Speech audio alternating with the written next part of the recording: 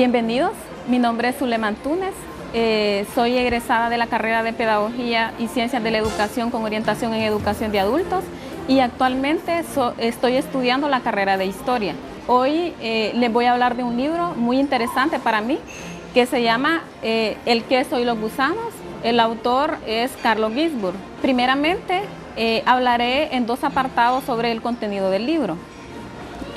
Un primer componente sobre el autor y qué enfoque tiene el libro o qué metodología se utilizó para realizar el libro. Y posteriormente el segundo componente está enfocado en el contenido del libro o en la parte teórica del libro. Pues este es un libro que el autor es Carlo Ginzburg. Carlo Ginzburg nació en Italia en el año 1939.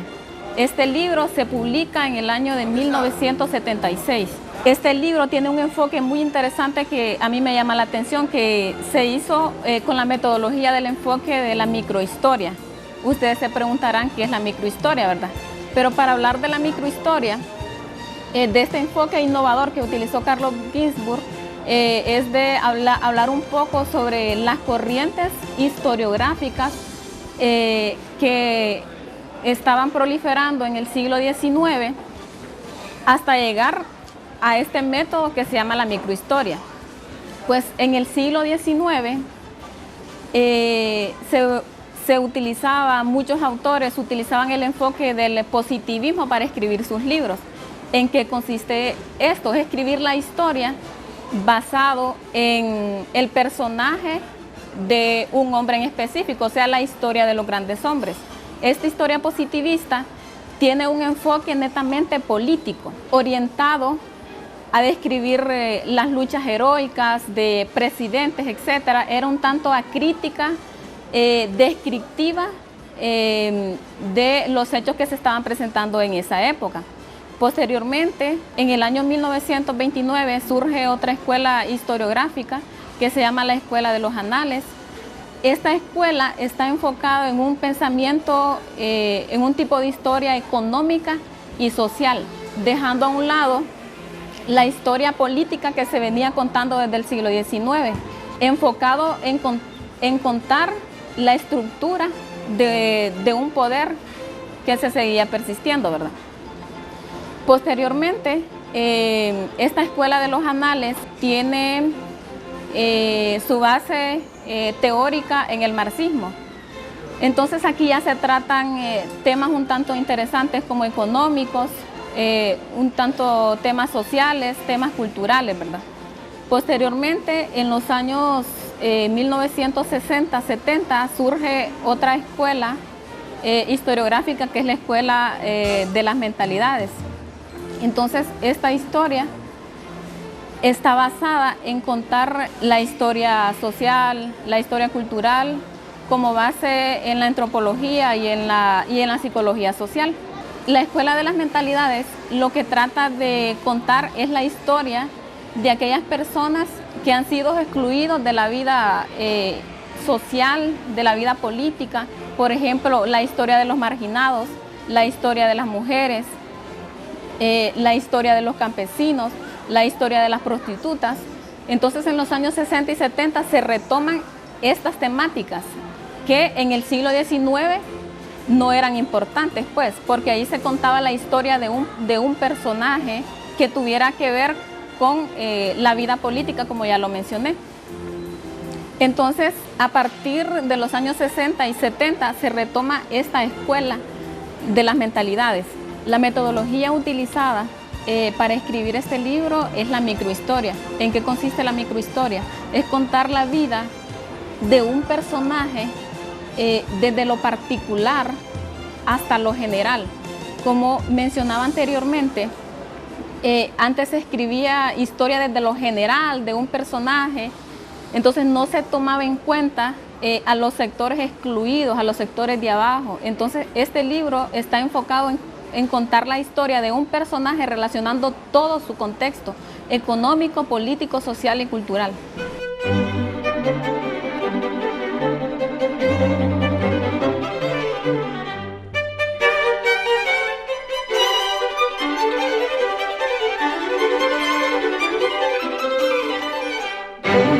continuamos.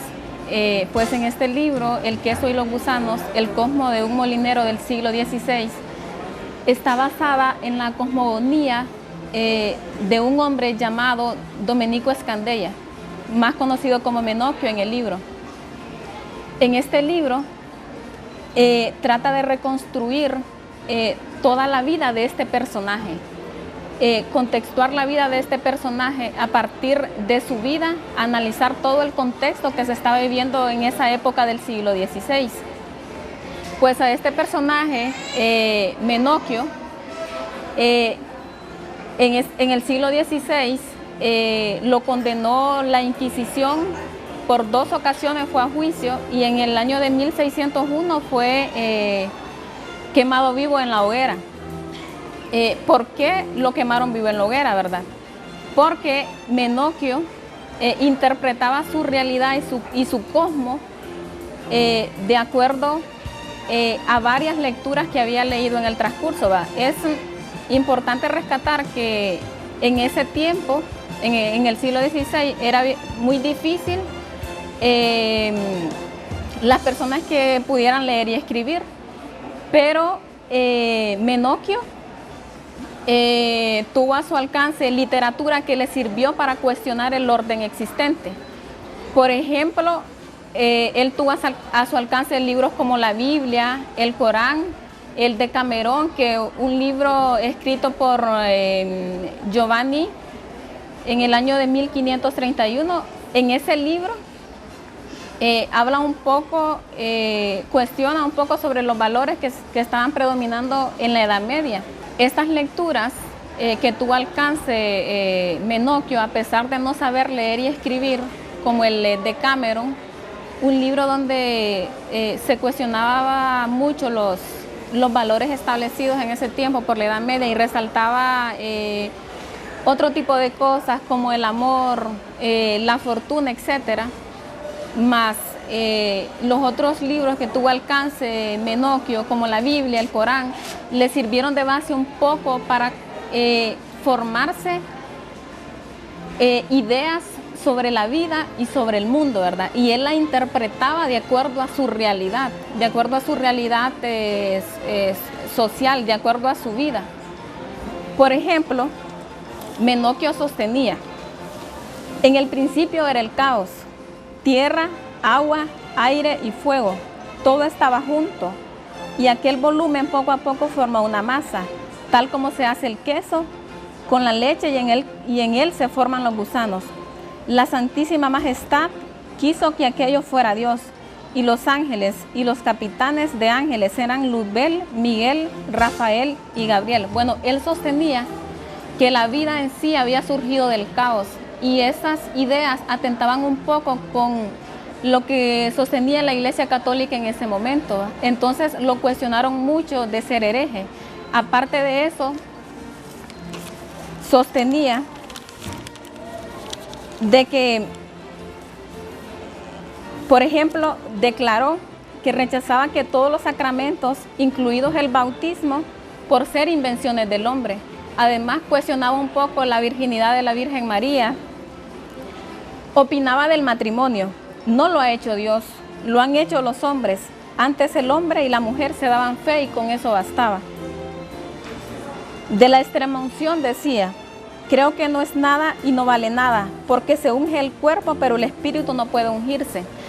Ante todos estos cuestionamientos que él hacía ante el orden establecido, esto atentaba con la estructura que tenía la Iglesia y todo el orden de ideas que había predominado durante todo ese tiempo en la Edad Media, ¿verdad?